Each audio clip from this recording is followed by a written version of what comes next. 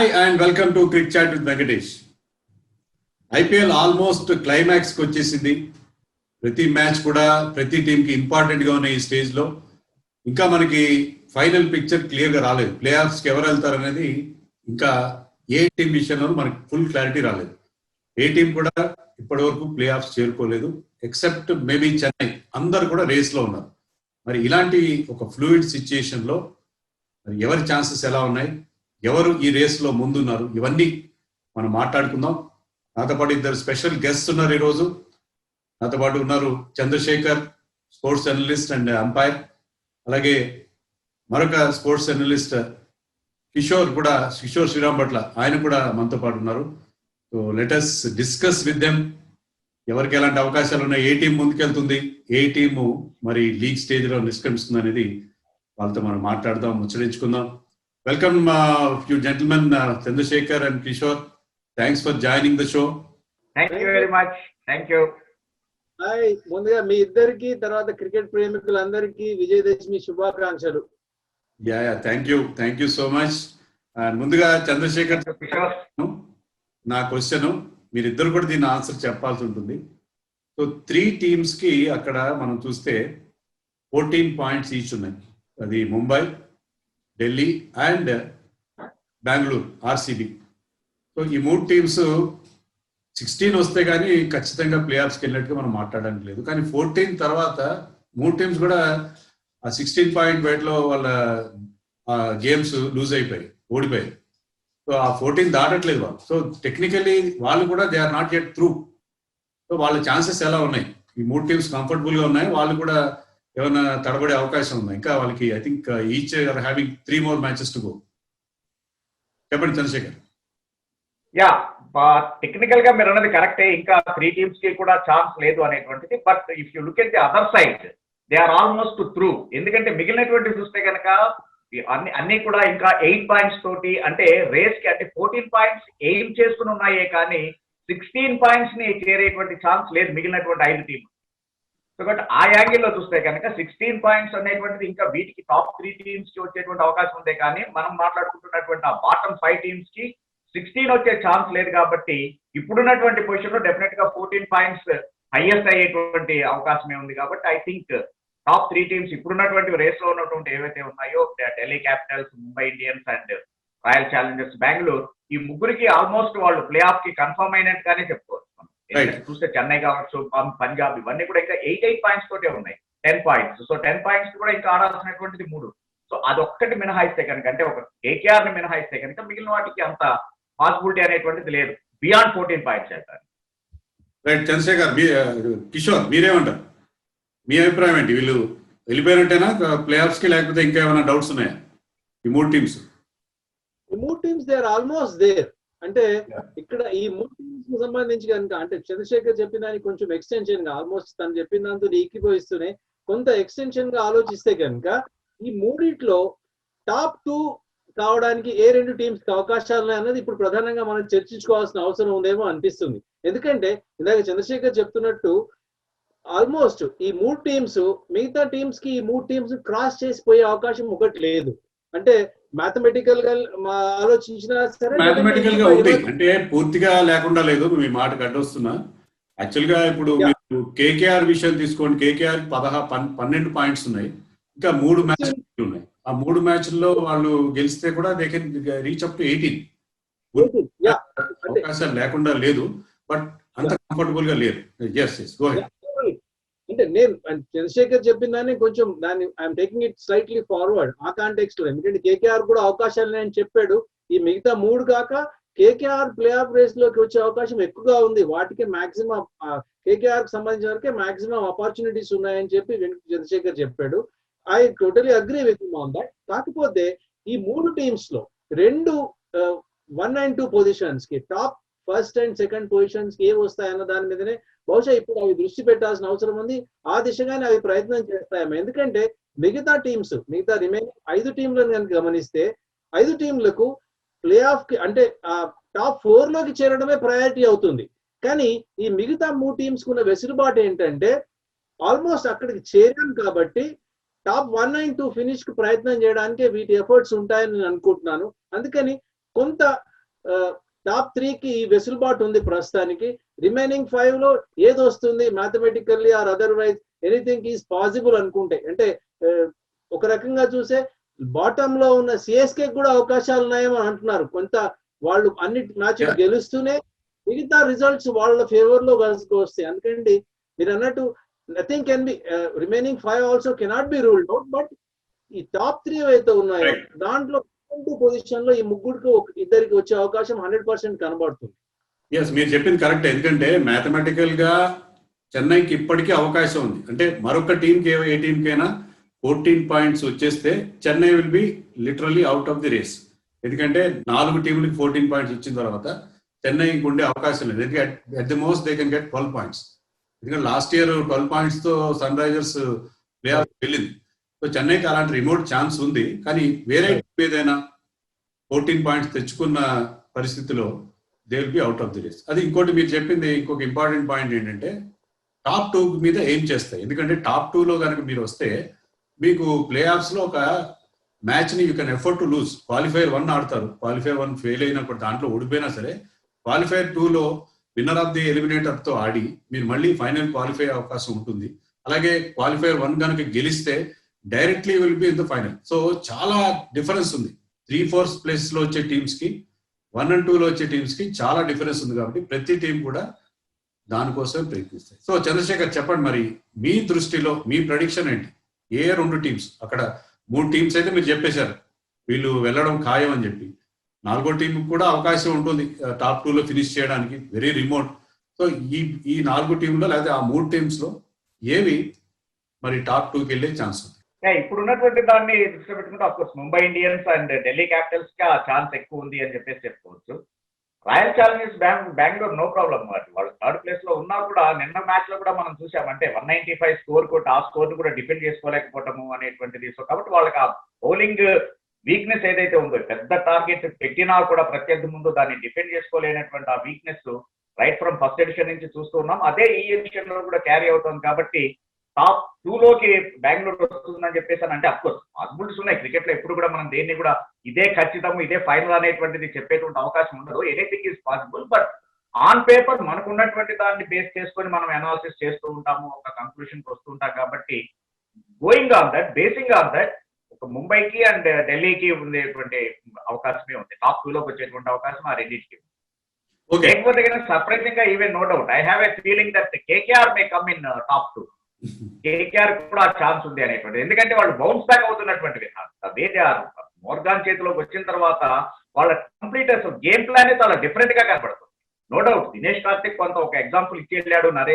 సునీల్ నరేన్ ఎక్కడ వాడుకోవాలి as a bowler గా, యాజ్ ఎ బ్యాట్స్మెన్ గా అనేటువంటిది ఒక రూట్ ని చూపిస్తే దాన్ని పర్ఫెక్ట్ గా ఎగ్జిక్యూట్ చేస్తున్నటువంటి వ్యక్తి Morgan.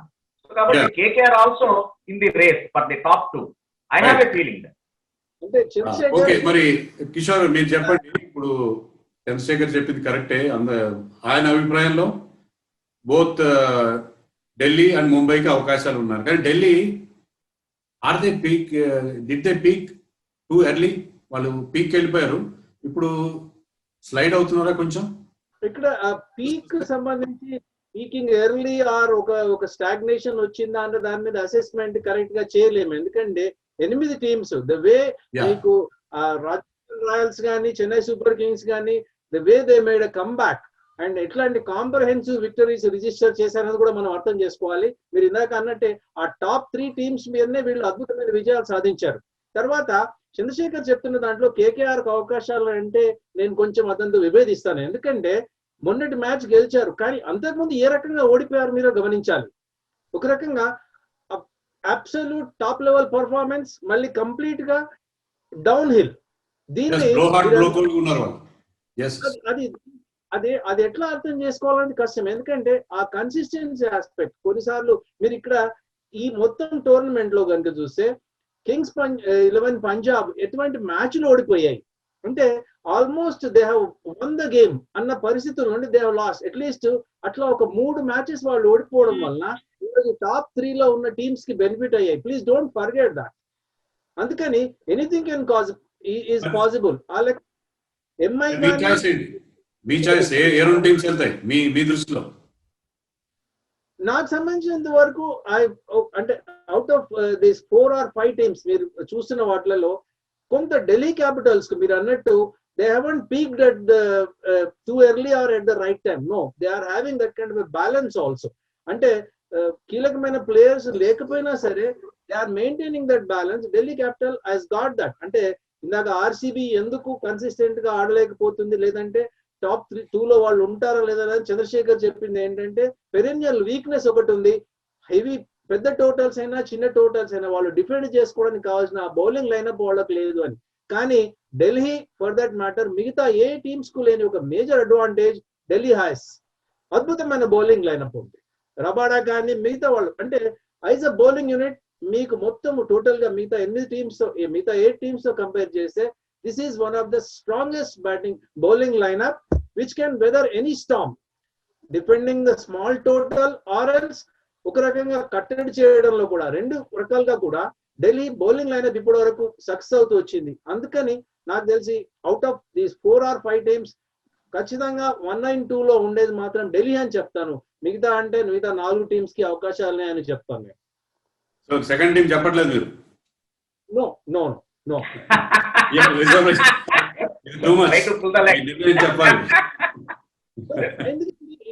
Either it could be RCB, it could be Mumbai Indians, or Chandrasekhar చెప్తున్నట్లు KKR also may get in. Plus Kings 11 Punjab also the kind of winning speed. Kohli team మర్చిపోతున్నారు. RCB చెప్పాను నేను. Okay, RCB తర్వాత Mumbai Indians, KKR తర్వాత Kings 11 Punjab కూడా they are అనే winning spree. You can't discount also. Delhi attack గురించి చెప్పారు, బానే ఉంది. Are they not missing a wrist spinner? వాళ్ళకున్న అక్షర్ పటేల్ కానీ అశ్విన్ కానీ ఇద్దరు కూడా ఫింగర్ స్పిన్నర్స్. ప్రతి టీంలో మీకు లెగ్ స్పిన్నర్స్, రిస్ట్ స్పిన్నర్స్ ఉన్నారు. వీళ్ళు నమిషాని ఆడించలేకపోతున్నారు. అలాగే అమిత్ మిశ్రా గాయపడిన తర్వాత వాళ్ళు ప్రవీణ్ దుబేని ఒక కొత్త లెగ్ స్పిన్నర్ కూడా తీసుకున్నారు. కానీ లెగ్ స్పిన్నర్స్ మిగతా అన్ని టీంలో ఇద్దరేసి కూడా ఉన్నారు. మీరు రాజస్థాన్ చూడండి, లేకపోతే 11 చూడండి, ఇద్దరేసి లెగ్ స్పిన్నర్స్ తో ఆడుతున్నారు వాళ్ళు. మరి వీళ్ళు are they not missing that wrist spinner in their team? ఇక్కడ అంటే మీరు కంప్లీట్ గా ఓవరాల్ బౌలింగ్ లైనప్ సంబంధించి మీరు మాట్లాడితే కనుక అది కొంచెం పొటెన్షియల్లీ వాళ్ళ దాంట్లో చిన్న వీక్ లింక్ లాగా అనిపించవచ్చు. కానీ మీరు ఇక్కడ గమనించాల్సింది ఏంటంటే seasoned campaigner, experienced player Ashwin.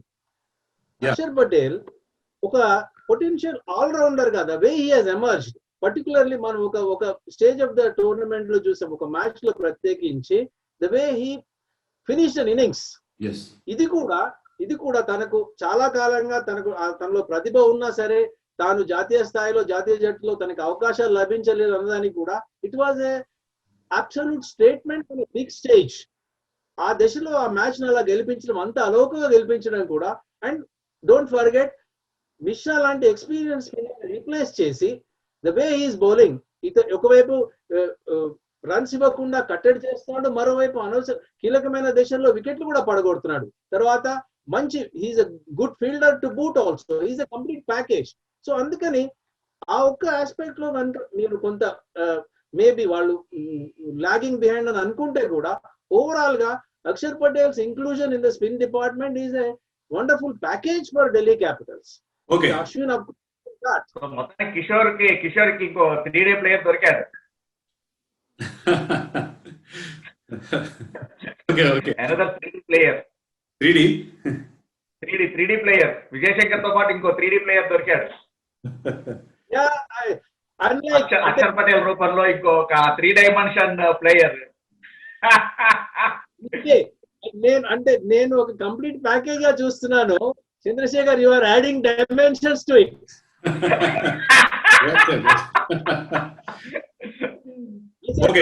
Complete player, package, he is adding dimensions to it. ఇప్పుడు మిమ్మల్ని I'm going to put you in a spot now. ఇప్పుడు ఇది చెప్పండి, సరే టాప్ 3 టీమ్స్ గురించి చెప్పారు. ఇప్పుడు ఆ 4th స్లాట్ మీ both of you are very much clear about top 3. So వాళ్ళు ముగ్గురు వెళ్ళిపోయినట్టు అని చెప్పారు. మరి ఆ 4th బెర్త్ ఖాళీగా ఉంది. దానికోసం 4 స్తంభాల ఆట, 4 టీమ్స్ రేస్ లో ఉన్నాయి. చెన్నైని ఆల్మోస్ట్ మనం పక్కన పెట్టేద్దాం. చెన్నై చాలా రిమోట్ ఛాన్స్, వాళ్ళ నెట్ రన్ రేట్ కూడా బాగాలేదు. సో ఈ 4 టీమ్స్ లో ఎవరికి ఎక్కువ అవకాశాలు ఉన్నాయి, ఎందుకు ఉన్నాయి? చంద్రశేఖర్, మీ స్టార్ట్ చేయండి. ఐ థింక్ 4 టీముల్లో చూస్తే కనుక Kings 11 Punjab I rate high. Kings 11 Punjab ని ఫస్ట్ ప్లేస్ లో పెడతాను నేను. ఛాన్సెస్ ఎవరికి ఉన్నాయి అనేటువంటిది దాన్ని అట్లా తీసుకుంటూ వస్తే కనుక first Kings 11 Punjab and then Rajasthan Royals, then of course SRH ని మనం ఏదో తక్కువ చేస్తాం అనేటువంటిది వే ఎనీవే కేకేఆర్ ఆల్మోస్ట్ షూర్ అనుకోవచ్చు ఫోర్త్ లో, అన్లెస్ మరి ఇంక నుంచి వాళ్ళు బ్యాడ్ గా ఆడితే తప్ప. ఎందుకు అంటే ఒకటి కిషోర్ అనేటువంటి ఇందాక వాళ్ళు ఏ రకంగా ఓడిపోయారు అదంతా చూసుకున్నప్పుడు అదే టైంలో బూస్టప్ ఏ రకంగా గెలిచారు అనేది కూడా చూడాలి. వాళ్ళు ఆ రకంగా కింగ్స్ 11 పంజాబ్ మీద కేకేఆర్ ఏ రకమైనటువంటి ఇది ఆడింది అనేటువంటి 15th ఓవర్ దాకా కూడా they are nowhere in the game. ఒక్కసారిగా ఎప్పుడైతే మయాంక్ అగర్వాల్ వికెట్ తీసుకున్నారో ఆ తర్వాత ఎట్లా వాళ్ళు త్రూ అయ్యారు, పంజాబ్ ని ఎలా ఓడించారు అనేటువంటిది ఒక థ్రిల్లింగ్ మ్యాచ్. అది ఉన్నటువంటి ఇప్పుడు దాకా అయినటువంటి మ్యాచ్లు అన్నింటిలో చూస్తే కనుక one of the best match గా దాన్ని చెప్పుకోవచ్చు. సో కాబట్టి ఆ యాంగిల్ లో వాళ్ళకి ఆ టాలెంట్ ఉంది, ఆ ఎబిలిటీ ఉంది, బౌన్స్ బ్యాక్ అయ్యేటువంటి ఎబిలిటీ ఉంది. కాబట్టి I think KKR is almost through. అలా కాకుండా మీరు అడిగిన దానికి మిగిలినటువంటి 4 టీముల్లో ఏది అంటే మాత్రం నా ఉద్దేశంలో డెఫినెట్ గా కింగ్స్ 11 పంజాబ్ ఉంది. ఎందుకంటే ద బెస్ట్ ఓపెనింగ్ పెయిర్ ఉంది అక్కడ, ప్లస్ పూరన్ లాంటిది ఉన్నాడు. ఇంకొకటి మీరు గమనించాల్సినటువంటిది, without Gayle they won only 1 match, but after including the Gayle into the side they won 4 out of 4. So కాబట్టి ఎప్పుడైతే క్రిస్ గేల్ సేవలు అందుబాటులోకి వచ్చినాయో ఆటోమేటిక్ గా వాళ్ళు ఇంత మటుకు ఆడినటువంటి అన్ని మ్యాచ్లు ఆడారు. ప్లస్ నెంబర్ 4 ఎప్పుడైతే చాలా సీరియస్ పొజిషన్ ఉంటుందో, ఇంపార్టెంట్ పొజిషన్, అక్కడ పూరన్ తోటి వాళ్ళకి క్వశ్చన్ ఉంది. కాబట్టి they are very free to bat. మీకు 2020 ఫార్మేట్ లో టాప్ 4 బ్యాట్స్మెన్ ఆన్ 5 ఆటోమేటిక్ గా chances are very bright. So ఆ యాంగిల్ లో నేను I go for Kings 11 Punjab. Okay, మరి కిషోర్, చంద్రశేఖర్ చెప్పిన దాని ప్రకారం గేల్ ఒక లక్కీ మాస్కేటా మీ దృష్టిలో వాళ్ళకి, లేకపోతే అతని పర్ఫార్మెన్స్ తో ఆ గేమ్ చేంజర్ గా పనిచేశాడు? ఎందుకంటే అతను ఎప్పుడైతే 7th మ్యాచ్ లో గేల్ ని టీంలో చేర్చుకున్నారో దే హావ్ బిన్ విన్నింగ్, 4 మ్యాచ్లు కూడా గెలిచారు. సో అది కేవలం అతని లక్ ఫ్యాక్టర్ తీసుకొచ్చాడా, లేకపోతే అతని ప్రెజెన్స్ వల్లనో, లేకపోతే అతని ఏమంటారు అతని ఎబిలిటీ దానివల్ల continue అవుతున్నాడా? I just wanted to ask you, Venkatesh, 40+-year-old and who is a universal boss and who is the undisputed advertisement or brand ambassador for T20 worldwide, you consider him a lucky basket?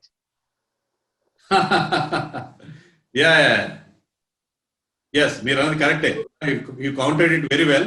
Okay, agreed. అదే అడుగుతున్నాను, అందుకే I wanted to provoke you actually. మిమ్మల్ని provoke చేద్దామని. To get the best out of it. I'm stating matter of fact. Okay. So, universal boss presence, definitely, Gale's presence in any team will give that kind of a confidence. And Chandrasekhar is absolutely right. వాళ్ళకి number 4 లో Pooran అలాంటి ఒక attacking batsmen కి, young and attacking batsmen కి అవకాశం కల్పించడం, అతను ఫ్రీగా ఆడడానికి ఒక వెసులుబాటు కల్పించడం. తర్వాత టాప్ లో 2 openers, Mayank and Rahul. Of course Rahul is in the best form of his life అని చెప్పొచ్చు. The way is batting and Mayank has proved himself time and again. Even first match తర్వాత తను ఆడిన ఇన్నింగ్స్ చూసినా సరే, he is a wonderful alive for Rahul at the top. So as far as ఆ batting lineup ని గమనిస్తే డెఫినెట్ గా Gayle's inclusion అన్నది it was like icing on the cake అని చెప్పొచ్చు. మరి మ్యాక్స్వెల్ సంగతి అండి, మీరు సెలెక్టర్ అయితే Kishore, if you are the selector or coach of the team, will you still continue with him or you drop him for some other overseas player? No, not I will not trade Maxwell for any, even if he failed, it continues to fail for a certain amount of time.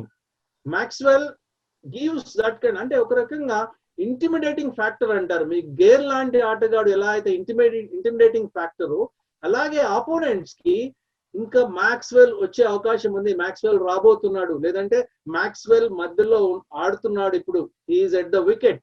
ఈ ఒక్క factor చాలు opponents ని వాళ్ళని ఇబ్బంది పెట్టడానికి, లేదంటే వాళ్ళని కొంత డిఫెన్సివ్ ట్రాక్ లోకి నెట్టడానికి. ఇది డెఫినెట్ గా మనం కన్సిడర్ చేయాల్సిన అవసరం ఉంది. ఎందుకంటే ఆ లైన్స్ లోనే రాహుల్ కూడా బహుశా టీమ్ మేనేజ్మెంట్ కూడా మాక్స్వెల్ కి అవకాశాలు ఇస్తున్నారు. They use him as a spinner also. మీరు చూడండి మొన్నటి మధ్యలో ఒక మ్యాచ్ లో they offered him to bowl, asked him to bowl in the opening power play itself and he bowled really well. So experience and the temperament and the calibre Maxwell కు సంబంధించి is one such player who can change the match in చెప్పింది correct. మీరు చెప్పారు correct ఆ మాట. స్ట్రాటజీలో బాగా పని. ఎందుకంటే నిజంగానే అది అతని కోసం అంటే ఆపి పెడతారు కొన్ని. Your best bowlers will be kept aside for him. So అది రన్ ఫీల్డర్ కూడా ఏ ప్లేస్ లో అయినా మంచి ఫీల్డింగ్ చేస్తాడు, క్యాచ్లు పట్టుకుంటాడు. ఎక్కడైనా అవుట్ ఫీల్డ్ లో అయినా ఎక్కడైనా క్యాచ్లు పట్టుకోగలడు, బ్యాక్వర్డ్ పాయింట్ ఫీల్డ్ చేస్తాడు, లాంగ్ ఆన్ లాంగ్ ఆఫ్ లో ఫీల్డ్ చేస్తాడు. So he adds lot of value to the team. But అతను బ్యాట్ అయితే ఇబ్బంది పెడతానే ఉంది. ఓకే కిషోర్, మీరు ఇది కూడా చెప్పండి. అయితే మీ చాయిస్ చెప్పలేదు. ఎవరు ప్లే ఆఫ్స్ ఎవరు క్వాలిఫై అవుతున్నారు? Fourth place. నాలుగు వరుస విజయాలతోనే కింగ్స్ 11 పంజాబ్ అయితే డెఫినెట్ గా మంచి ఊపు మీద ఉందని చెప్పాలి. కానీ రాజస్థాన్ రాయల్స్ నిన్న గెలిచిన తీరు చూసినా సరే, బెన్ స్టోక్స్ మళ్ళీ ఫామ్ లోకి వచ్చి ఒక అద్భుతమైన సెంచరీ చేశాడు. As a team, as a unit గా రాజస్థాన్ రాయల్స్ రాణించిన విధం కూడా నాకు బాగా మంచిగా అనిపించింది. As a cricket lover of course KKR almost there అని అనిపిస్తుంది, కానీ యూ నెవర్ నో. సో ఆ లెక్కన Rajasthan Royals, Kings 11 Punjab definitely they continue this winning spree, maybe they have the maximum possible chance. మిగతా నలుగురులో కంపేర్ చేస్తే Rajasthan Royals cannot be discounted. And SRH, I don't know why. అంటే ఇక్కడ SRH గురించి మాట్లాడుకోవాలనుకుంటే కనుక sun Risers సంబంధించి ఒక పర్టికులర్ గా వీళ్ళు అంటే ఈ రకంగా ఈ స్థాయిలో ప్రస్తుతం ఇక్కడ వాళ్ళు ఈ పొజిషన్ లో ఉండడానికి కారణం ఏంటి అన్నదాన్ని కనుక నిశ్చితంగా పరిశీలించాలనుకుంటే ఏ ఒక్క కారణమో కనిపించట్లేదు. పలు రకాల కారణాలు కనబడుతున్నాయి. బహుశా చంద్రశేఖర్ కూడా ఆ విషయంలో నాతో ఏకీభవిస్తాడేమో. I don't know. I rather request him to accept that. కాకపోతే KKR towards Kings 11 Punjab, it could be a two-way race like between Kings 11 Punjab and KKR. Of course, Kings 11 Punjab have their nose a little bit ahead అనిపిస్తుంది. Okay సరే, అదే మీరు ఇద్దరు చెప్పిన దాన్ని బట్టి నాకు అర్థమైందంటే, నేను 4 స్తంభాల ఆట అని చెప్పాను, కానీ మీరు ఇద్దరు కూడా ఏం చెప్పారంటే 3 స్తంభాల గురించి మాట్లాడారు. 4వ స్తంభం మన హైదరాబాద్ గురించి మీరు బ్రీఫ్ గా మాట్లాడారు. అంటే హోప్ఫుల్ గా చెప్పలేదు. సో హైదరాబాద్ టీం ఇంత వీక్ గా ఉండడానికి, ఈ రకంగా పర్ఫార్మ్ చేయడానికి కారణాలు ఏంటి? చంద్రశేఖర్, మీరు స్టార్ట్ చేయండి. నెంబర్ 1, భువి లేకపోవడం అనేటువంటిది, భువనేశ్వర్ కుమార్ సర్వీసెస్ మిస్ అవడం అనేటువంటిది ఫస్ట్ ఫ్యాక్టర్. అది ఆ తర్వాత భువనేశ్వర్ కి రీప్లేస్మెంట్ గా హోల్డర్ వచ్చినా కూడా హోల్డర్ ఆ తర్వాత అంటే straight way even if is available అతన్ని ఒక 3 మ్యాచెస్ ఎందుకు కూర్చోబెట్టారు అనేటువంటిది అర్థం కానటువంటి ప్రశ్న. ఆ తర్వాత నా ఉద్దేశంలో రషీద్ ఖాన్ ని సరిగ్గా అక్కడ మీకు ప్రాబ్లం తెలుసు కదా, మీకు అక్కడ నలుగురు వారంటైన్ విలియమ్సన్ ఆడిస్తే కార్నర్ బేర్స్టో అండ్ రషీద్ ఖాన్, మీరు నబీన్ ఆడించలేని పరిస్థితి, బిల్లీ స్టాన్లైక్ ఆడించలేరు, ఫేబెనాలని. అదే కదా అక్కడ సిచ్యుయేషన్. మరి మీరు అంటే మీరు ఎవరిని డ్రాప్ చేసి ఉండేవారు? మీరు కనుక కోచ్ అయి ఉంటే విలియమ్సన్ డ్రాప్ చేసేవారా? యా ఆఫ్ కోర్స్, అదే సేమ్ థింగ్. ఎందుకంటే విలియమ్సన్ ని ఎట్లాగో ఓపెనింగ్ స్లాట్ లో వాడుకోవట్లేదు. అదే లాస్ట్ ఇయర్ ఎప్పుడైతే వార్నర్ ఆప్షన్స్ లో విలియమ్సన్ ఇన్నింగ్స్ ఓపెన్ చేశాడు, ఒక బ్రహ్మాండమైనటువంటి ఇది. సో కాబట్టి ఎట్లాగా ఆ స్లాట్ అనేటువంటిది now it is occupied by Warner and Jonny Bairstow. So కాబట్టి వాళ్ళిద్దరు ఎట్లాగో ఓపెనింగ్ స్లాట్ ఉండిపోయింది. ఆ తర్వాత మనీష్ పాండే నెంబర్ 3 అనేటువంటిది ముందే డిసైడ్ అయినటువంటి స్లాట్. ఆ తర్వాత అఫ్ కోర్స్ షఫిల్ చేశారు, విలియమ్సన్ ని వాడుకున్నారు, that's a different story.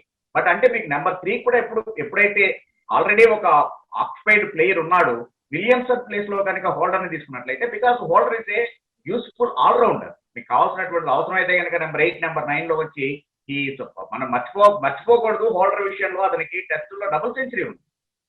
So కాబట్టి అట్లాంటి ఒక బ్యాటింగ్ ఎబిలిటీ ఉన్నటువంటి ప్లేయర్ అతను, ప్లస్ తన జట్టుకి నాయకత్వం వహిస్తున్నటువంటి వాడు. He knows in and outs, weakness లు ప్లస్ స్ట్రెంత్ లు, ఎక్కడ ఎలా ఆడాలి, ఎక్కడ గేర్ మార్చాలి, ఇవన్నీ తెలిసినటువంటి వాడు. కాబట్టి అది హోల్డర్ సర్వీసుల్ని సరిగా వాడుకోలేదేమో అనేటువంటిది అనిపిస్తుంది. ఆ తర్వాత ఓపెనింగ్ మెయిన్ ఎక్కడ దెబ్బ కొడుతోంది అంటే అఫ్ కోర్స్ భువనేశ్వర్ కుమార్ గురించి మనం చెప్పుకున్నాం. అలాగే సన్ రైజర్స్ హైదరాబాద్ గురించి on paper Warner of course last year తను 16 లో ఆరెంజ్ క్యాప్ హోల్డర్ కావచ్చు, లేకపోతే కనుక SRH కి కప్పు గెలిపించి ఉండొచ్చు కాక ఇండివిజువల్ గా Jonny Bairstow is very good talented. జరుగుతున్నది ఏంటి అంటే మనకి పంజాబ్ తోటి పోల్చుకున్నప్పుడు లాగా ఓపెనింగ్ ఇద్దరు కూడా మీకు కన్సాలిడేటెడ్ గా ఆడట్లేదు. ఒకళ్ళు ముందే అవుట్ అయిపోతే ఒకళ్ళు నిలబడుతున్నారు. బెయిర్స్టో అవుట్ అయిపోతే కనుక వార్నర్ ఉంటున్నాడు, వార్నర్ అయిపోతే బెయిర్స్టో అవుతున్నాడు. సో కాబట్టి మీకు ఫస్ట్ పవర్ ప్లే లోనే వికెట్ కోల్పోవడం అనేటువంటిది, ప్లస్ మనీష్ పాండే నెంబర్ 3 లో ఆ రకమైనటువంటి రెస్పాన్సిబిలిటీ తీసుకోకపోవడం, ఇది వాళ్ళని మెయిన్ గా. ఈవెన్ లాస్ట్ మ్యాచ్ మనం గమనించినట్లయితే కనుక ఆఫ్టర్ ఆల్ 30 ఓవర్స్ అంటే 30 balls and 30 runs అనేటువంటిది ఎవరైనా కానీ ఊహిస్తారా అసలు మ్యాచ్ ఓడిపోతుంది అనేటువంటిది? సో కాబట్టి ఈ రకమైనటువంటిది మిడిల్ ఆర్డర్ లో లక్ష్మణ్ చెప్పాడు, ఓకే మిడిల్ ఆర్డర్ మాకు చాలా స్ట్రెంగ్ గా ఉంది అనేటువంటిది. అది ఒకటే మ్యాచ్ వాళ్ళు ప్రూవ్ చేసుకున్నటువంటిది. విజయ్ శంకర్ ఆ రకమైనటువంటి బ్యాటింగ్ ఎబిలిటీని ఇంత మటుకు ప్రూవ్ చేయలేదు, ఎక్సెప్ట్ దట్ హాఫ్ సెంచరీ. కాబట్టి వీటన్నిటి వల్ల కూడా సన్ రైజర్స్ హైదరాబాద్ ఈ రకమైనటువంటి ఇప్పుడు క్రంచ్ సిచ్యుయేషన్ లో ఉంది అనుకుంటున్నాను. కిషోర్, మీరు already mention 1 or 2 points about Sunrisers failure. మీ అభిప్రాయం ఏంటి? సన్ రైజర్స్ ఆల్మోస్ట్ నాకైతే ఇంకా వాళ్ళకి ఛాన్స్ ఉందని అనిపించడం లేదు. ఎందుకంటే ఇంకా కొన్ని మ్యాచ్లు మిగిలి ఉన్నప్పటికీ కూడా ఇప్పటికీ వాళ్ళు కూడా గెలుస్తారా అనే ఒక సందేహం కలుగుతుంది. ఏమంటారు? సన్ రైజర్స్ ప్రైమరీలీ అంటే ఒక 3-4 అంశాల్లో వాళ్ళు కొంచెం అంటే ఆ ఇండెసిసివ్నెస్ అన్నది that has cost them a lot అనిపిస్తుంది. ముఖ్యంగా ఈ 4 కీలకమైన ఫారిన్ ప్లేయర్స్ అక్కడ అవసరాలను బట్టి ఆ కాంబినేషన్ సరిగా వర్కౌట్ చేయడం లోపల they made a mistake. Best of course Warner openers గా సెటిల్ అయ్యారు అనుకుంటే, నబీ లాంటి ఒక అంటే నబీ మీరు ప్రపంచవ్యాప్తంగా జరిగే ఈ T20 లీగ్స్ లో కనుక తీసుకుంటే is considered to be the number 1 allrounder. మీకు రషీద్ ఖాన్, మీకు SRH కున్న ఒక మేజర్ లగ్జరీ ఏంటంటే you have 2 such wonderful outstation talents. Rashid Khan, number 1 bowler in shorter format and the shortest. Nabi, one of the wonderful all-rounders. వీళ్ళందరూ కూడా they have a proven track record world wide. Nabi లాంటి ఆటగాడికి అవకాశం కల్పించకపోవడం అన్నది definite గా ఆ middle order లో plus bowling పరంగా కూడా వాళ్ళని కొంత వీకెండ్ చేసిందని చెప్పొచ్చు. భువి లేకపోవడము, భువి ఆబ్సెన్స్ అన్నది ఇట్ హాస్ కంట్రిబ్యూటెడ్. అంటే ఒక రకంగా they have started with minimum resources to start with. Bhuvi absence అన్నది ఫర్దర్ గా వాళ్ళని కొంత ఆ బౌలింగ్ డిపార్ట్మెంట్ లో వీకెండ్ చేసింది.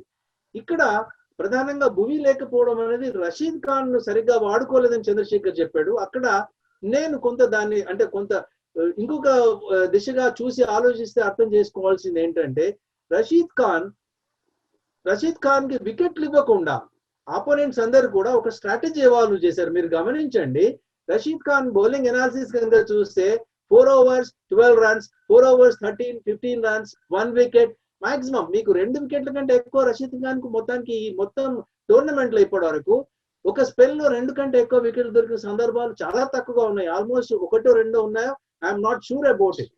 అయితే రషీద్ ఖాన్ ని సేఫ్ గా ఆడడం అనేది స్ట్రాటజీగా ఎవాల్వ్ చేసుకొని మిగతా వీక్ బౌలింగ్ ఏదైతే ఉందో వనరులు ఉన్నాయో వాటిపైన ఆపోనెంట్స్ దాటిగా ఆడడము, వాళ్ళ మీద ఎదురు దాడి దిగడం చేసి స్కోర్స్ పెద్ద స్కోర్లన్నా చేయడము, లేదంటే వీళ్ళు వాళ్ళకి ఇచ్చిన టార్గెట్ ని అలవోకగా కంప్లీట్ చేయడం. మీరు చెప్పినట్టు రషీద్ ఖాన్ 4 overs స్లేవ్ they are playing him out అలా చేసి, ఎందుకంటే వాళ్ళకి రిమైనింగ్ 16 overs లో బౌండరీ బాల్స్ దొరుకుతున్నాయి. సో రషీద్ ఖాన్ విషయంలో వాళ్ళు రిస్క్ తీసుకోవాల్సిన అవసరం లేదు. రషీద్ ఖాన్ ని జాగ్రత్తగా ఆడుకొని మిగతా 16 అంత ఎఫెక్టివ్ బౌలర్స్ లేరు కాబట్టి వాళ్ళ మీద ఫ్రీగా స్కోర్ చేసుకుంటున్నారు. సో మిగతా బౌలింగ్ ఎఫెక్టివ్ గా ఉన్నప్పుడే రషీద్ ఖాన్ కూడా ఎఫెక్టివ్ గా ఉంటాడు. ఎందుకంటే అతన్ని బౌలింగ్ లో కూడా రిస్క్ తీసుకుంటారు. మిగతా వాళ్ళు రన్స్ టైట్ చేసినప్పుడే రషీద్ ఖాన్ ఎఫెక్టివ్నెస్ అనేది కనిపిస్తుంది. లేకపోతే they will simply play him out. So అదే అక్కడ అవుతుంది, రిస్క్ తీసుకోవట్లేదు అతని మీద. అంటే ఒకటి రషీద్ ఖాన్ ని కరెక్టే జాగ్రత్తగా ఆడుతున్నారు అనేటువంటిది ఐ అగ్రీ, కరెక్టే కిషోర్ తోటి ఐ అగ్రీ. బట్ అదే చూసుకుంటే కనుక ఈవెన్ మరి బెంగళూరుతో ఆడేటప్పుడు అపోనెంట్లు అంతా కూడా చహల్ ని చాలా జాగ్రత్తగా ఆడుకుంటున్నారు. బట్ అదే టైంలో చహల్ వికెట్లు తీస్తూ ఉన్నాడు. సో అక్కడ బెంగళూరుకి అడ్వాంటేజ్ అవుతుంది. అందుకే వాళ్ళు అట్లీస్ట్ 14 points తోటి టాప్ 3 లో ఉన్నారు. అట్లీస్ట్ వాళ్ళ ప్లేస్ సేఫ్ అనేటువంటి భావన కలిగిస్తూ ఉన్నారు. సేమ్ ముంబైతో ఆడేటప్పుడు బుమ్రాని చాలా జాగ్రత్తగా ఆడుకుంటున్నారు. కాబట్టి ప్రతి టీంలోనూ కూడా అన్ప్లేయబుల్ ప్లేయర్ ఒకళ్ళు ఉంటారు, వాళ్ళని స్పాట్ అవుట్ చేసి జాగ్రత్తగా ఆడుతున్నారు. ఇక్కడ సన్ రైజర్స్ హైదరాబాద్ కు వచ్చేటప్పటికి నా ఉద్దేశంలో అవి డిసడ్వాంటేజ్ ఏమైంది అంటే వాళ్ళు జాగ్రత్తగా ఆడుతున్నారు కరెక్టే, కానీ ఇతను ఆ వికెట్ టేకింగ్ ఎబిలిటీ ఏదైతే ఉందో దాన్ని కొంచెం మిస్ అయ్యాడేమో అనేటువంటి ఫీలింగ్ కలుగుతుంది. ఇక్కడ దీనైతే నేను అంగీకరించాను. యాక్చువల్ గా హీ హాస్ టేకెన్ రెండు సందర్భాల్లో మూడు వికెట్లు కూడా తీసుకున్నాడు. అతని బౌలింగ్ లో పెద్ద ఇబ్బంది లేదని అనుకోను, నేను ఉందని అనుకోను. బట్ ఏంటంటే జనరల్ గా అతన్ని కూల్ గా ఆడుకుంటున్నారు. Chahal is different. చాహల్ కొద్దిగా బాల్ ఫ్లైట్ చేస్తాడు, కొంచెం బ్యాట్స్మెన్ ఊరించి అవుట్ చేసే ప్రయత్నం చేస్తాడు. కానీ రషీద్ ఖాన్ అలా చేయడు. రషీద్ ఖాన్ ఇప్పుడు కూడా మంచి వేగంతో బౌలింగ్ చేసి ఫ్లాట్ గా బౌలింగ్ చేస్తాడు. చాహల్ ని మీద రిస్క్ తీసుకోవడానికి కారణం ఏంటంటే అక్కడ మిగతా బౌలర్ స్ట్రైటన్ చేస్తున్నారు. మారిస్ స్ట్రైట్ చేస్తాడు, నవదీప్ సైని మంచి పేస్ ఉన్న బౌలర్, వాషింగ్టన్ సుందర్ రన్స్ ఇవ్వట్లేదు. కాబట్టి చాహల్ మీద అప్పుడప్పుడు స్పిన్నర్ కాబట్టి ఛాన్స్ తీసుకుంటూ ఉంటారు. So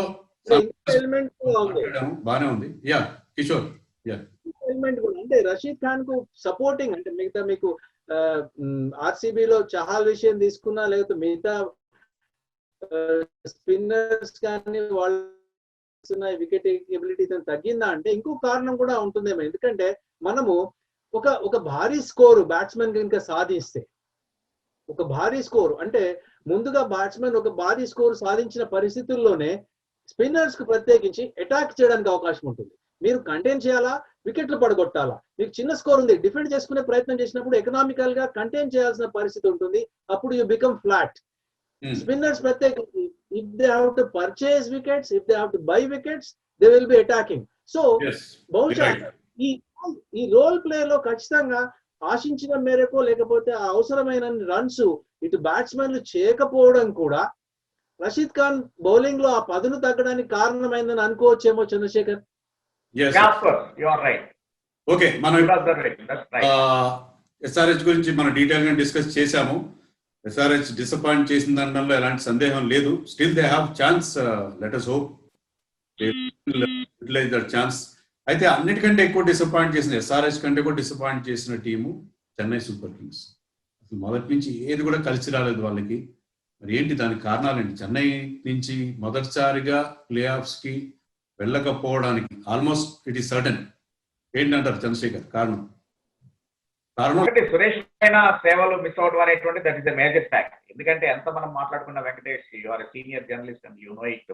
at the end cricket is a psychological game.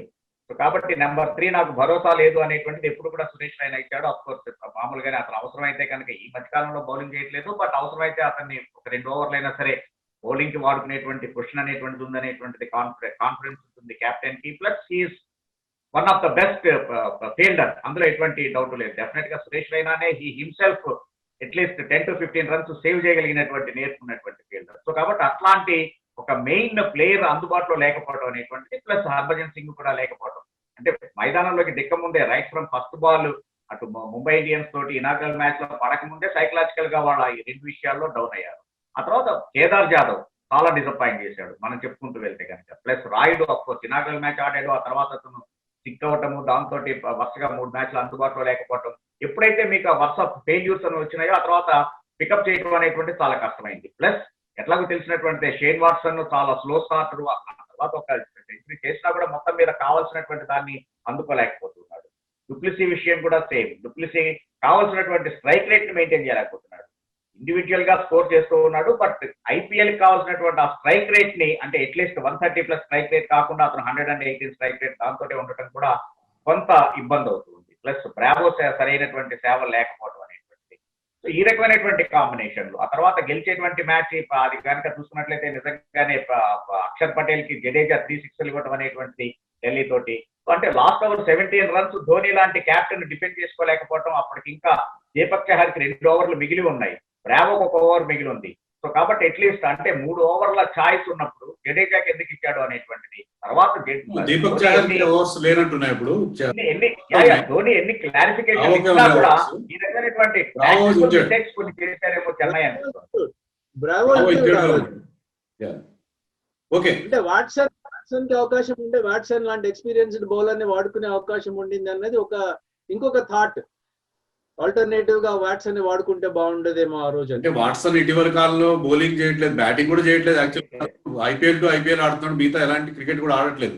ఇప్పుడు అదే మెయిన్ ప్రాబ్లం. ఇప్పుడు చంద్రశేఖర్ చెప్పిన దాంట్లో నాకు అర్థమైంది ఏంటంటే వాళ్ళ మెయిన్ ప్లేయర్స్ ఎవరైతే స్టార్స్ గా వాళ్ళు భావించారో వాళ్ళందరికీ ఎక్స్పైరీ డేట్ వచ్చేసినట్టుగా ఉంది. వాళ్ళు ఎవరు కూడా లాస్ట్ ఇయర్ వరకు బ్రహ్మాండంగా పర్ఫామ్ చేశారు. ఇదే వాట్సన్ లాస్ట్ బిఫోర్ ఫైనల్లో సెంచరీ కొట్టాడు పైన 2018లో. లాస్ట్ ఇయర్ కూడా 80+ చేశాడు ముంబై పైన. చాలా నేరోగా 2 runs తో ఓడిపోయినట్టున్నారు లాస్ట్ టైం చెన్నై. కానీ ఈసారి అందరికీ ఒకేసారి ఎక్స్పైరీ డేట్ వచ్చినట్టుగా ఉంది. ఏమంటారు కిషోర్? ఎక్స్పైరీ డేట్ అంటే నేను కొంత దాంతో I beg to differ with you.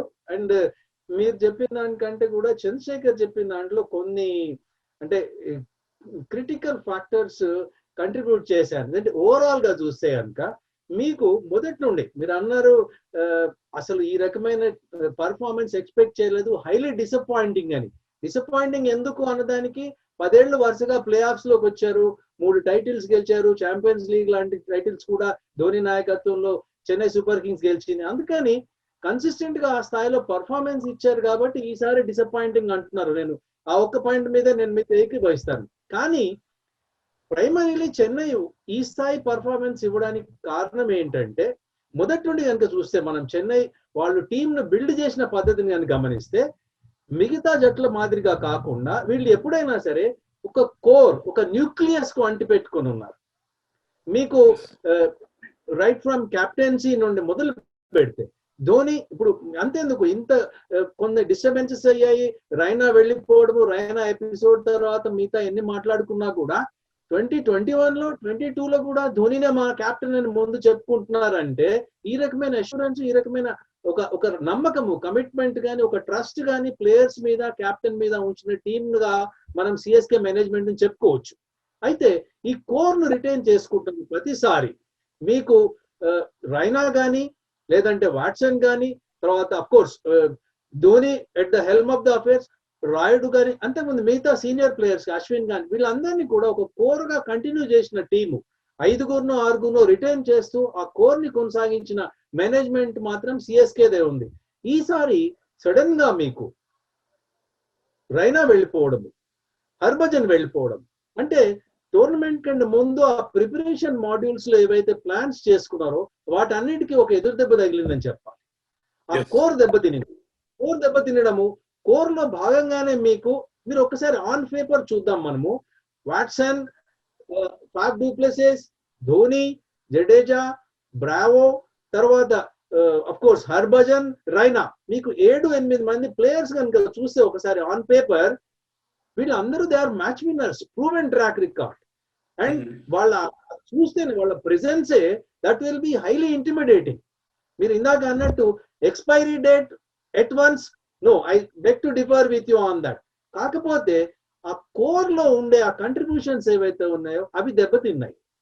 అక్కడి నుండి మళ్ళీ రీబిల్డ్ చేయాలన్నా మళ్ళీ కోర్ ను ఐడెంటిఫై, మీకు గమనిస్తే కనుక అశ్విన్ లాంటి ఆటగాడిని కోల్పోవడం కూడా చెన్నై సూపర్ కింగ్స్ నష్టమే అనిపిస్తుంది. Because are Ashwin for a longer period was part of their core. ఇదంతా కూడా కంట్రిబ్యూట్ చేసి అర్థం కాని పరిస్థితి. అదే మీరు చెప్పిన ప్రకారం డెఫినెట్ గా ఎక్స్పైరీ డేట్ అనేది అని విభేదిస్తున్నారు. కానీ నాకు ఏమనిపిస్తుంది అంటే ప్లేయర్స్ లైక్ వాట్సన్ కానీ నెక్స్ట్ సీజన్ లో ఉంటారా? నెక్స్ట్ సీజన్ లో చెన్నైలో కానీ ఏ ఐపీఎల్ టీమ్ లో అయినా వాళ్ళు ఉండే అవకాశం అయితే నాకు కనపట్లేదు. అట్లీస్ట్ వీరిద్దరు అండ్ కేదార్ జాదవ్, వీరు ముగ్గురు నెక్స్ట్ ఇయర్ ఐపీఎల్ లో దే మే నాట్ ఫిగర్ అని నాకైతే అనిపిస్తుంది, ముగ్గురు విషయంలో పర్టికులర్. అంటే ఐపీఎల్ కి సంబంధించి అయితే కనుక you have a 40-year-old Tahir playing and మనకు తెలుసు IPL can spring so many surprises. Don't be surprise. మనం గుర్తుంచుకుంటాము ప్రవీణ్ తాంబే లాంటి ఆటగాడు out of know where at 40+ he came and played in the IPL, successful for at least couple of seasons. So అందుకని ఈ experience ను నేను definite గా I don't think they will B discounting on this, but they will B part of this. Maybe 1 or 2 people will be definitely, because మీరు overall గా గమనిస్తే కనుక చెన్నైకి సంబంధించి ఆ కోర్ టీమ్ పైన ట్రస్ట్, ఆ న్యూక్లియస్ పైన ఏదైతే ట్రస్ట్ పెట్టి ఆ ఫిలాసఫీ ఉందో సడన్ గా దాన్ని మార్చుకుంటారని నేను అనుకోను. కాకపోతే let us wait and see whether Raina is going to join back CSK or not. That is going to be a big question. నాకైతే నమ్మకం లేదండి. ఇప్పుడు నెక్స్ట్ ఇయర్ చెన్నై ఇదే మీరన్న కోర్ టీమ్ కాన్సెప్ట్ తో వెళ్తే మాత్రం వాళ్ళ ఫలితం దీనికంటే డిఫరెంట్ గా ఉండే అవకాశం లేదు. మళ్ళీ ఇదే వాట్సన్, ఇదే బ్రావో వీళ్ళనే నమ్ముకుని, కేదార్ జాదవ్ అని నమ్ముకుని మా కోర్ కదా అని. రైనాని అనుకోవడం, ఇంత డ్యామేజ్ అయిన తర్వాత రైనాని వీళ్ళు యాక్సెప్ట్ చేయరు. యాక్చువల్గా Raina was prepare to come back. ఒక స్టేజ్ తర్వాత అతను కూడా నేను మళ్ళీ రెడీగా ఉన్నానని చెప్పినా కూడా Chennai was not keen to get him back. So ఇప్పుడు వాళ్ళు రిఫ్రెష్ బటనే కాదు, మొత్తం రిబూట్ చేయాలి టీమ్ ని, మొత్తం ఫార్మాట్ చేయాలి. ఇప్పుడు అయితే కంప్యూటర్ లో ఏదైనా వైరస్ వస్తే ఫార్మాట్ చేస్తాం కదా, అట్లా మొత్తంగా టీమ్ లో మార్పు చేయాలి. ధోని కూడా ప్లేయర్ గా కంటిన్యూ అవ్వాలా, మెంటార్ గా ఉండాలా, ఇది కూడా వాళ్ళు డెసిషన్ తీసుకోవాలి. కానీ ఇదే రకంగా మీరన్న కోర్ టీమ్ కాన్సెప్ట్ పట్టుకుని వేలాడితే మాత్రం నెక్స్ట్ ఇయర్ కూడా దీనికంటే డిఫరెంట్ గా రిజల్ట్స్ ఉంటాయని అనుకుంటున్నాను. They have tasted success. మీరే అన్నారు ఇందాక 10 సంవత్సరాలు it was almost a certain team for play offs, certain team. అట్లాంటప్పుడు ఆ ఒక్క ఫిలాసఫీ వాళ్ళకి ఇంత సక్సెస్ ఇచ్చినప్పుడు కంప్లీట్ గా రిఫ్రెష్ క్యాంపు అన్నదానికి ఈ రకమైన పానిక్ సిచ్యువేషన్ లో సిఎస్కే రావాల్సిన అవసరం ఉంటుందా అన్నదే క్వశ్చన్ మార్క్. క్లియర్ గా మీకు అనిపిస్తుంది, ఎందుకంటే దే ఆర్ నాట్ పర్ఫార్మింగ్. మీరు అన్న కోర్ ఎప్పుడైతే పర్ఫార్మ్ చేయట్లేదో, వాట్సన్ ని టీమ్ లోంచి డ్రాప్ చేశారు 11 నుంచి. ఎందుకు డ్రాప్ చేశారు? అతను పర్ఫార్మ్ చేయట్లేదు. కేదార్ జాదవ్ కూడా పర్ఫార్మ్ చేయట్లేదు. అలాగే మీకు బ్రావో కూడా గతంలో లాగా అతని నుంచి మనం పర్ఫార్మెన్సెస్ రావట్లేదు. సో ఈ స్టేజ్ లో వీళ్ళందరినీ మీరు అన్న కోర్ టీమ్ కాన్సెప్ట్ పట్టుకుని వేలాడితే కుదరదు నా అభిప్రాయం. చంద్రశేఖర్ మీరేమంటారు? that's 100% correct. I agree with you. Correct. Next year అసలు డెఫినెట్ గానే చాలా చేంజెస్ సిఎస్కే లో చూసేటువంటి అవకాశాలు ఉన్నాయి. కాబట్టి నిజంగానే ఇప్పటికే ఈ ఏడాదే ఫైనల్ 11 లో ప్రతి మ్యాచ్ లోనూ ఫైనల్ 11 లో ఉండేటువంటి పరిస్థితి లేనటువంటి ఆటగాళ్ళని నెక్స్ట్ కంటిన్యూ చేస్తారనేటువంటిది ఇట్స్ $1 million క్వశ్చన్. ఈవెన్ మనం గమనిస్తే కనుక బ్రావో ఆల్మోస్ట్ ఇదే నాకు లాస్ట్ సీజన్ అనేటువంటి ఇండికేషన్ కూడా ఇచ్చేసాడు. అతని యొక్క భావోద్వేగాలతో కూడుకున్నటువంటి ఆ వీడియో దాన్ని మనం అబ్జర్వ్ చేస్తే కనుక బహుశా అసలు నెక్స్ట్ ఇయర్ అతనే అవైలబుల్ ఉండడేమో, ఇంకా నాకు చాలు ఈ ఫార్మెట్ నేను సూట్ కాదనేటువంటి ఒక డెసిషన్కి వచ్చేసాడేమో అనేటువంటి భావం కూడా మనకు కలుగుతుంది. Shane Watson of course I don't think even the team management will continue. కాబట్టి డెఫినెట్ గానే మీరు అన్నట్టు ఆ కోర్ టీమ్ నే కంటిన్యూ చేయాలనే కాన్సెప్ట్ మాత్రం మే నాట్ బి రైట్. మరి ధోని సంగతి ఏంటి? ధోని మెంటార్ గా ఉండాలా, నెక్స్ట్ ఇయర్ ప్లేయర్ గా కంటిన్యూ అవ్వాలి? But of course Dhoni definite గానే ఒక ప్లేయర్ గానే ఉండాలని అనుకుంటున్నాను. ఎందుకంటే ధోని అంతటి క్రౌడ్ కూలర్ బహుశా ఇప్పుడు ప్రజెంట్ జనరేషన్ లో ఇంకొకళ్ళు లేరు. ఈవెన్ యూ టేక్ కంపేర్ చేసుకుంటే మనం కోహ్లీ కన్నా కూడా Dhoni is a crowd cooler.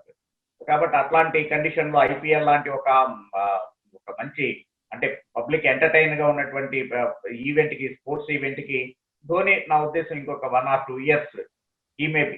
ఎట్లాగే ఏంటంటే స్ట్రాంగ్ టీమ్ అంతా స్ట్రాంగ్ గా కనుక బ్యాలెన్స్ చేసుకోగలిగేట్లయితే ఒక ప్లేయర్ అంటే ధోని ఒక్కడు మధ్యలో బ్యాటింగ్ కి రాకపోయినా కూడా పెద్ద ఇబ్బంది లేదు. ఎనీవే వికెట్ కీపర్ ఇప్పటికీ కూడా వికెట్ కీపింగ్ విషయంలో ధోనిలో ఎటువంటి కంప్లైంట్స్ లేవు. ఈవెన్ ఈ ఆన్ గోయింగ్ దాంట్లో కూడా మనకి 13th ఎడిషన్ లో కూడా ధోని తీసుకుంటున్నటువంటి క్యాచెస్ వీటిని చూస్తే కనుక ఆ విషయంలో ఎటువంటి కంప్లైంట్ కూడా ఎవరికి కూడా. But I think at least next year కి అతను ధోని టీమ్ లోనే ఉంటాడు అనుకుంటున్నాను. ఎస్, నెక్స్ట్ ఐపీఎల్ ముందు మరి ఏమైనా డొమెస్టిక్ మ్యాచెస్ జరుగుతాయో లేదో తెలియదు మనకి. మరి ధోని అతను ఆడాల్సి ఉంటుంది. మీరేమంటారు చంద్రశేఖర్? ధోని కంటిన్యూ అవ్వాలా ప్లేయర్ గా? అవ్వాలని అనుకుంటున్నాను నేను. డెఫినెట్ గా అవ్వాలని కోరుకుంటున్నాను. కిషోర్ మీరు చెప్పండి. కిషోర్, నేను అంటే చంద్రశేఖర్ అడుగుతున్నాను, రైనా వచ్చే అవకాశాలు ఉన్నాయా? Is he going to make a come back into CSK? అది మాత్రం లేదు. It's almost doors closed. నాకు తెలిసినంత మటుకు, నేను అనుకుంటున్నంత మటుకు మాత్రం ఇట్ ఇస్ డోర్స్ క్లోజ్డ్. ఎందుకంటే సిఎస్కే మేనేజ్మెంట్ ఇనిషియల్ గానే ద మూమెంట్ రైనా వెళ్ళిపోయిన వెంటనే they made it very clear. కాబట్టి రైనా ఇంక మళ్ళా ఇందాక వెంకటేష్ రైట్లీ సైడ్ మళ్ళా సిఎస్కే తీసుకుంటుంది. రైనా రావడానికి సిద్ధంగా ఉన్నా కూడా సిఎస్కే మేనేజ్మెంట్ తీసుకుంటుంది అనేటువంటిది నేను అనుకోవట్లేదు. వెళ్ళిపోయినటువంటి కారణాలు కూడా పైకి చెప్పినటువంటి కారణానికి నిజమైనటువంటి బ్యాక్ డోర్ కారణాలు వేరే ఉన్నాయనేటువంటిది అందరికీ తెలిసినటువంటి. అందుకని I don't think CSK will invite Raina again. మరి రైనాకి ఐపీఎల్ లో ఫ్యూచర్ ఉందా? Of course Raina is a talented player. He will be in the any side. That's no problem. What do you say Venkatesh? రైనాని తీసుకోవడానికి కళ్ళగద్దుకుని తీసుకుంటారు. But he may not get the same price. 11-12 కోట్లు పెట్టి అయితే ఆ లెవెల్లో అయితే అతన్ని తీసుకునే అవకాశం ఉంది. But Raina because he offers more then just batting, అతను తీసుకోవడానికి డొమెస్టిక్ ప్లేయర్ కాబట్టి he will have definitely will have his value. దాంట్లో ఎలాంటి సందేహం లేదు. So we're coming to the end of the session. మరి ఈ IPL లో యంగ్ ప్లేయర్స్ చాలా మంది బాగా పర్ఫామ్ చేయడం చూసాం. మరి మీకు నచ్చిన ప్లేయర్స్ ఎవరు? బ్రీఫ్ గా చెప్పండి చంద్రశేఖర్. పడిక్కల్ నాకైతే మాత్రం పడిక్కల్ నాకు చాలా ఇంప్రెసివ్ గా అనిపించాడు. Padikkal is number 1. Of course ఆ తర్వాత Ishan Kishan, but I rate Padikkal. ఒకటే మాటలో చెప్పాలి అంటే మాత్రం పడిక్కల్ ఈస్ మోర్ ఇంప్రెసివ్. మీకు Kishore? Padikkal, no doubt about it, because first few matches he played, and అన్నిటికంటే important aspect of his batting కానీ అతని presence కానీ గమనిస్తే, approach towards the game, he carries himself with such kind of a comfort and grace. That is the best part. ఏ రకంగా కూడా ఎక్కడ కూడా ఒక బిగ్గర్ స్టేజ్ లో ఒక హైయెస్ట్ లెవెల్లో ఆడుతున్నాను నేను, నాతో పాటు ఆడేవాళ్ళు కానీ ఆపోనెంట్స్ కానీ they are all established celebrity cricketers అన్న ఒక భావన లేకుండా the way he carries himself and the way he plays. అందుకని Padikkal is one of the top notch emerging players అని చెప్పొచ్చు. అఫ్ కోర్స్ సమద్ లాంటి ఆటగాడు, there are a few comebacks also. అంటే ఎమర్జింగ్ టాలెంట్ అనే కాకుండా there are couple of comebacks like Varun Chakravarthy comeback కూడా మనం బాగా అర్థం చేసుకోవచ్చు. It's a wonderful story.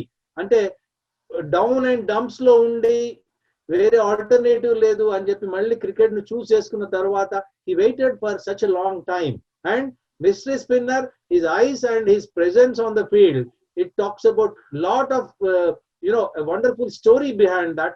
తర్వాత మన SRH లో ఉన్న సమద్ గురించి కూడా చెప్పుకోవాలి. Is a wonderful talent, and maybe couple of years down the line వీళ్ళందరి గురించి ఇంకా ఎక్కువగా మనం చూస్తాము, వింటాము, and they are going to give wonderful performances. But of course Padikkal at the top. Yes, మీరు చెప్పింది కరెక్ట్. ఎందుకంటే ఇన్వెస్టింగ్ ఇన్ యూత్ అది ఒక కాన్సెప్ట్. అది మీకు ఇమీడియట్ గా రిజల్ట్స్ రాకపోవచ్చు. మనం చూసాం ఢిల్లీ ఇన్వెస్టెడ్ ఇన్ యూత్.